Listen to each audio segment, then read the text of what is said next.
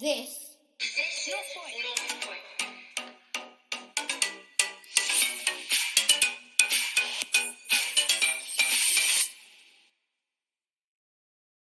Today we are here with Britain's Got Talent best judge and one of the best authors in Britain, David Walliams. You may not be a well-known athlete, but incredibly, he swam across the English Channel 140 miles. Can you believe it? He was a star comedian in Little Britain and Come Fly With Me. Personally, I thoroughly enjoy his books. The Boy in the Dress is a favourite.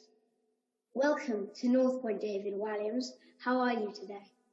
Thank you very much for having me on the podcast. What a wonderful introduction, summarising all my achievements and none of my failures. So thank you very much.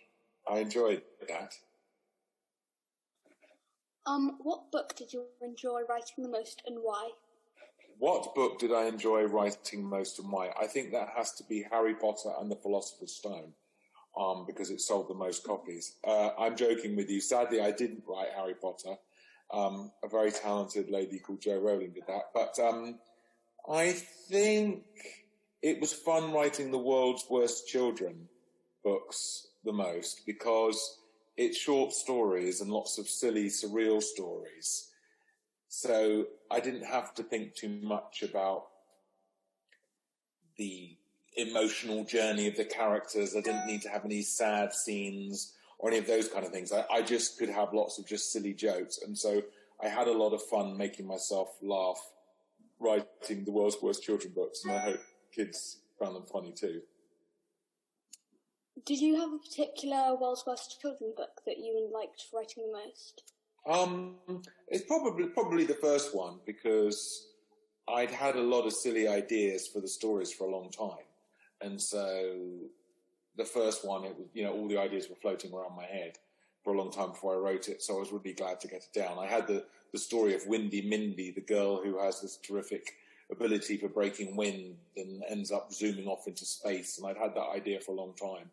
So I couldn't wait to get it down. So probably the first one was the one that I enjoyed the most.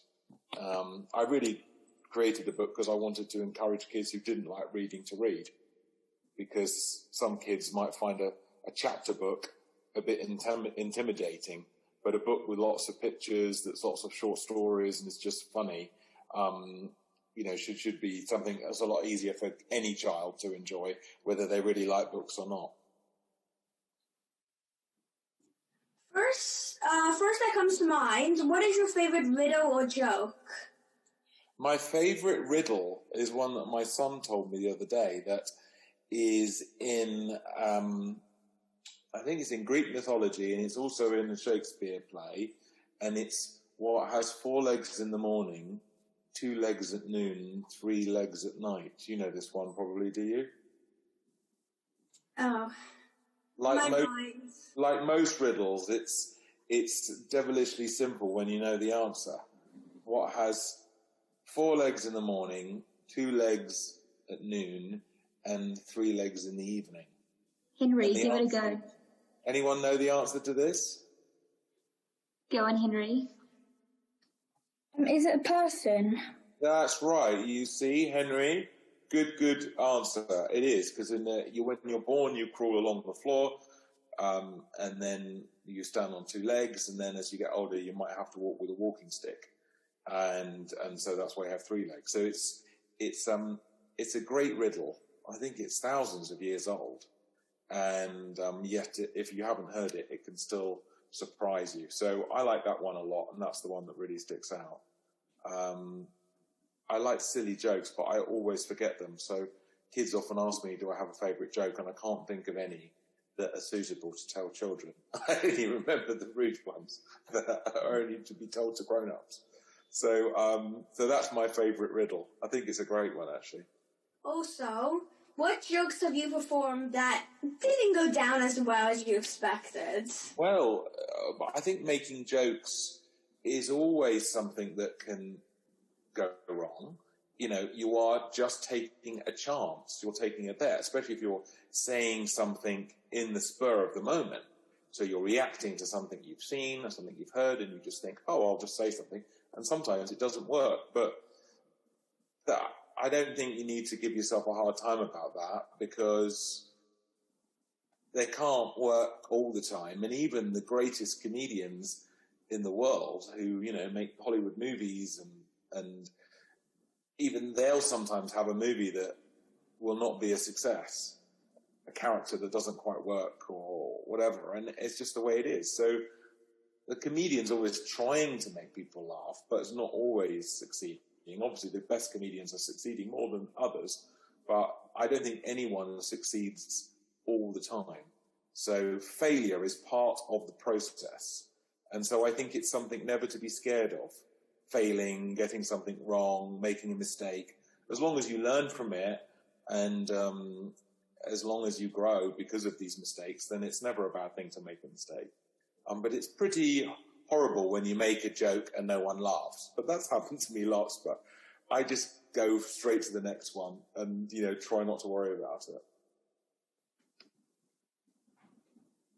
Lots of people look up to you with your books and your humour. What advice would you give to them?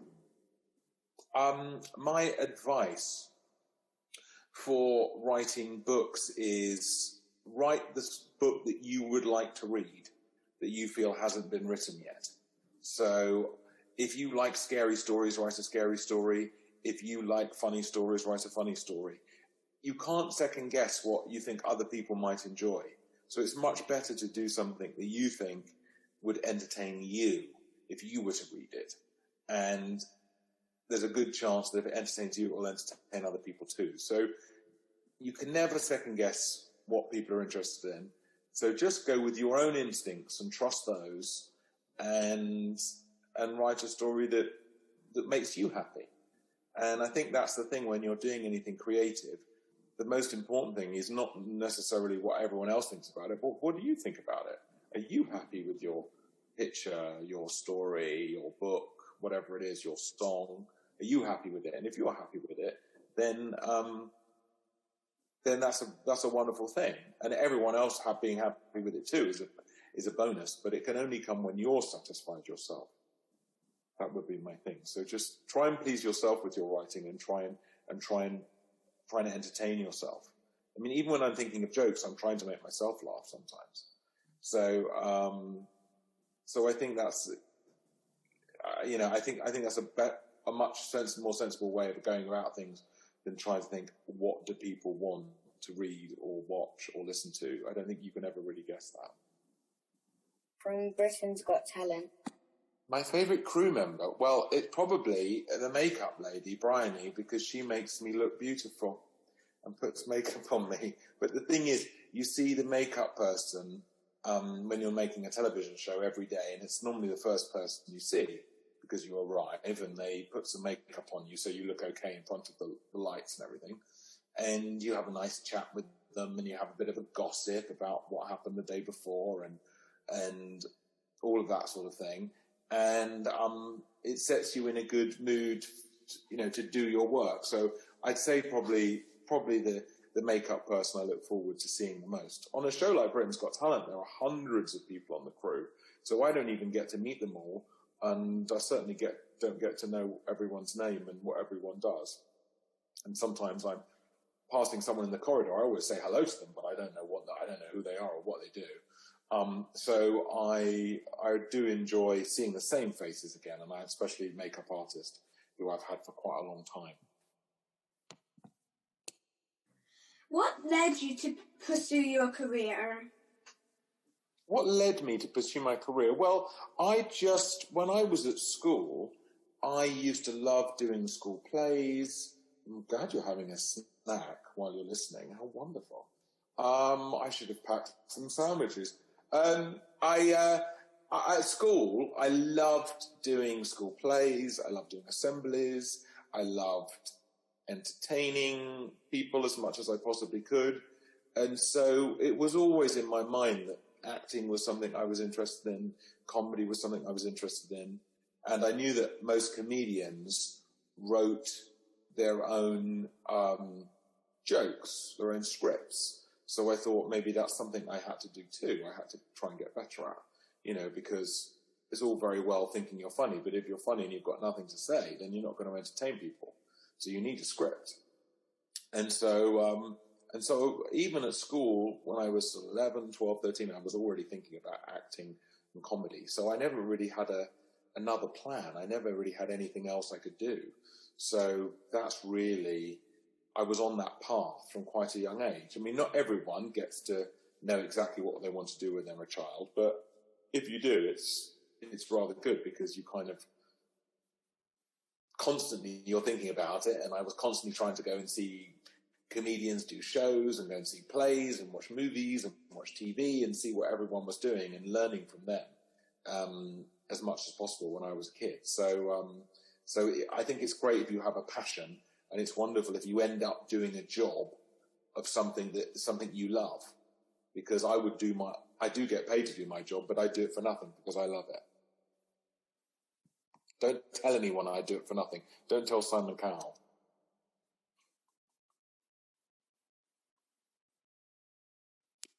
Which act do you remember being the most extravagant, and why?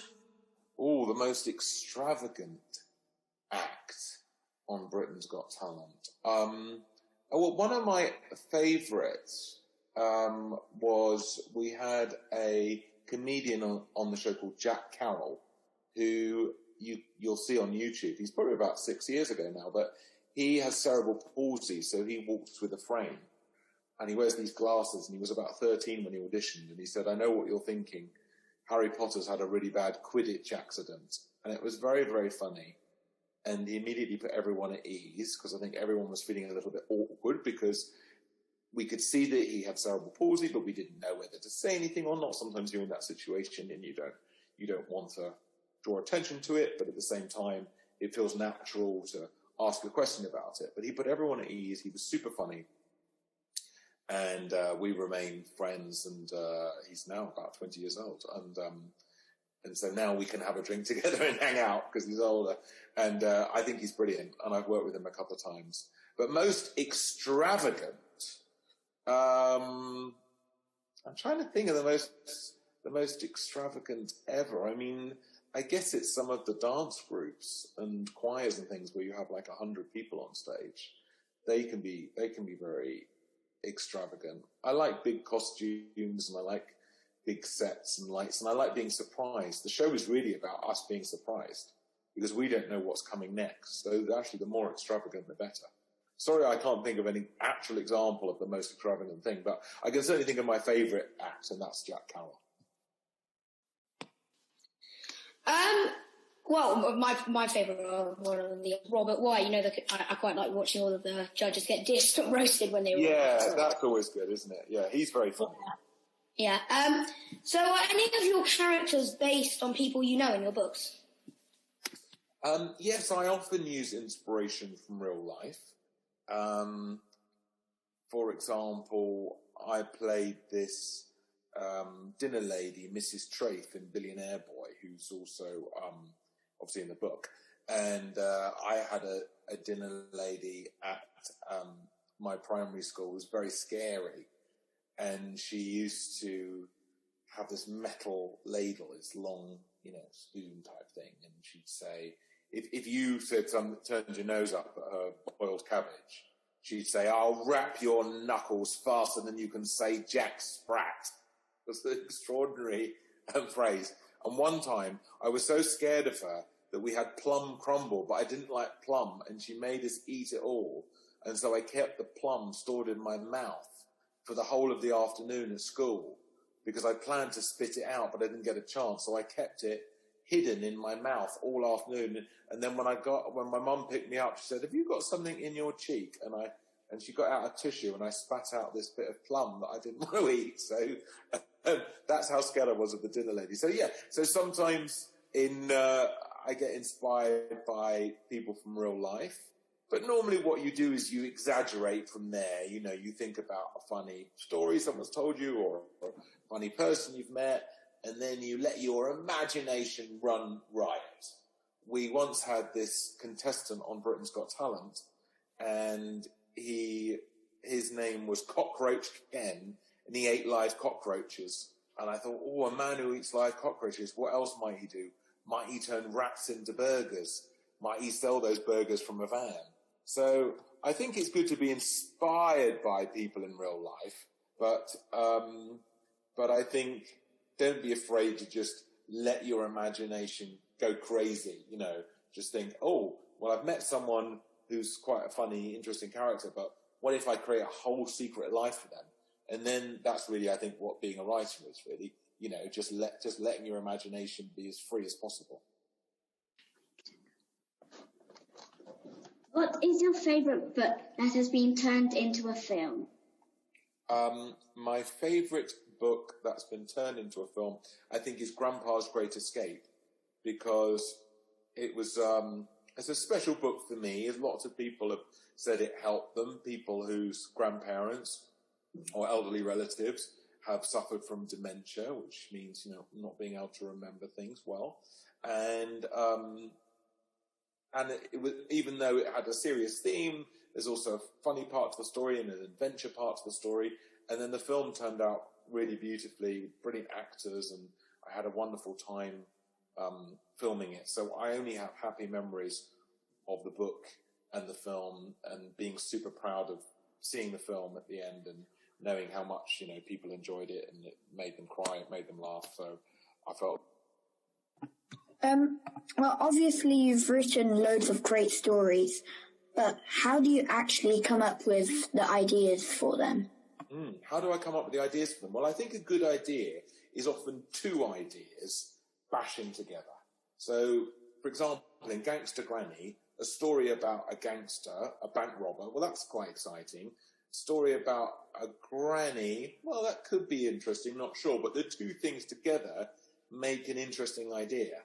So I think it's often trying to make connections. I just spoke about Grandpa's Great Escape, and in Grandpa's Great Escape, I wanted to write a story about a granddad who couldn't remember things anymore, and then I also wanted to write a story about an escape from an old people's home. And then the two things sort of fitted together. I thought, hang on, if he doesn't remember sort of where he is, or if he thinks he's back in World War II, because he's an old soldier old airman who was in World War II, maybe he'll think that the old people's home is actually a prisoner of war camp.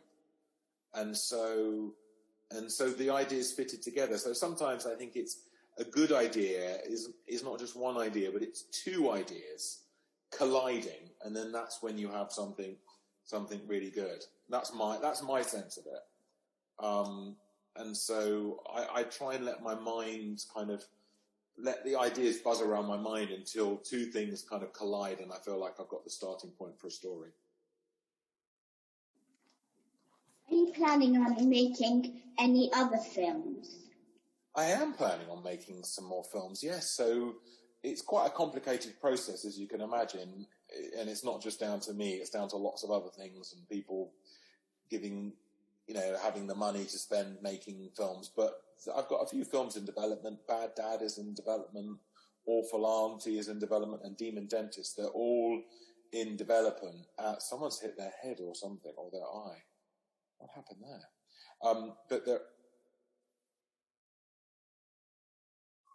But yeah, so some of my other books are in development, and World's Worst Children might be a cartoon series one day. It's all just, you know, it just takes time. So I wish it was all going to happen tomorrow, but it's going to take a bit longer. But I'm very excited, and I feel very lucky that so many of my books have been TV adaptations or stage adaptations. And obviously, I'd love there to be more, because it means more people get to see your stories, you know, who won't necessarily read your books. Thank you. Really looking forward to it. Well, thank you. When you were younger, is there anyone you looked up to? Yes, I looked up to lots of people when I was young. I had some great teachers. I was very, very lucky that I had some teachers who really encouraged me. They could see that I was very interested in English and writing and acting and those kind of things. So I looked up to them a lot, because I looked up to my mum and dad a lot. And there was people that I really admired who I didn't meet, but, you know, they were like stars, you know, like film stars and comedians, things like that I looked up to too. So yes, I looked up to lots and lots of people, and I was very happy to. And I still look up to lots of people today. And I'm often in awe of people, people that have had some effect on my life. Perhaps they've made me laugh, they've made me cry through a song or a story or something like that. So I love to look up to people, and I think, all of us can learn from each other, can't we? And when there's someone you really admire, it's often good to think why you admire them so much, and whether there's a message that they have in their life that you can take onto yours. Like when I was a kid, I still am a huge fan of James Bond films, and one of the actors who played James Bond, Roger Moore, he retired from being a screen actor, and then he started working with this charity UNICEF, looking after children around the world. And he said this wonderful thing. He said, "You've been given two hands, one to help yourself and one to help others."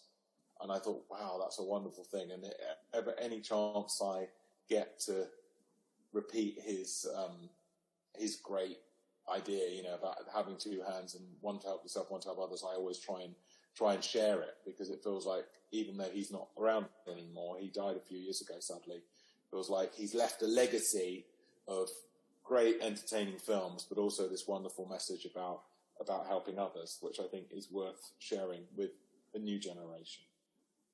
That's a really, really powerful message. Thank you for sharing that. It's a good one. Good one to remember. Sorry? It's a good one to remember, because it's super simple as well, isn't it? It's super simple. And of course you want to help yourself. Of course you want things for yourself. That doesn't make you a bad person. But you've got the chance to help others too. And then that makes for a really interesting life, I think. Simple and yet so profound. We do have one last question that some of us have been dying to know. Go and say it. What we really want to find out is Raj a real person?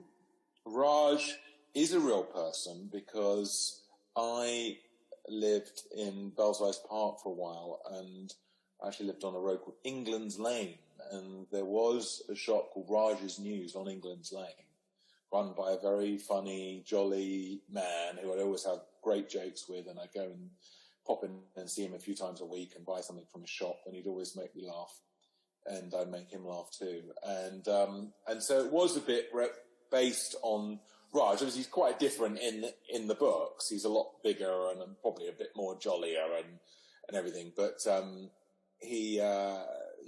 was on very friendly terms with him, and he was a very lovely man, and he totally inspired the character.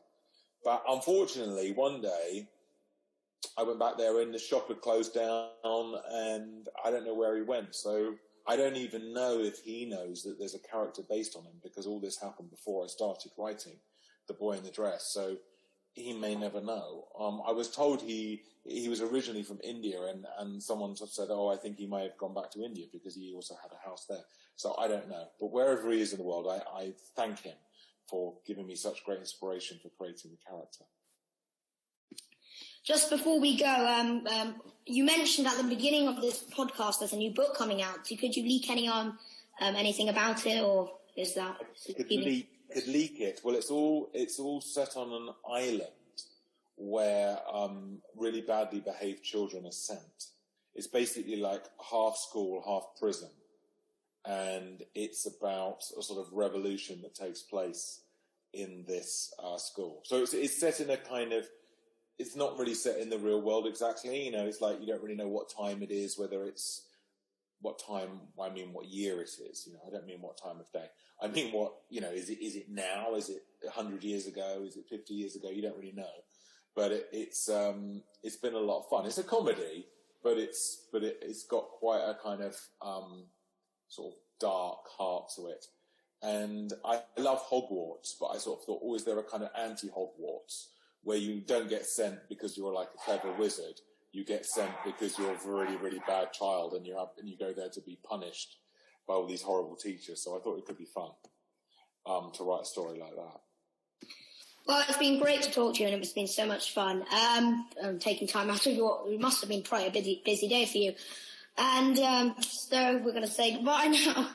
And thank you for being on North Point. Thank you so much for having me, everybody. I thought your questions were fantastic. I enjoyed speaking to you all, and I think this is going to be a fantastic podcast. So well done to each and every one of you for thinking up such great questions.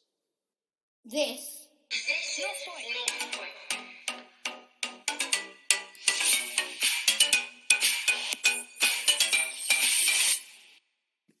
Thanks for tuning in today on North Point, where we interviewed David Walliams. If you haven't already listened to the Mr. Letitia interview, please check it out. And we should be back next term, where we'll be interviewing some more celebrities and guests.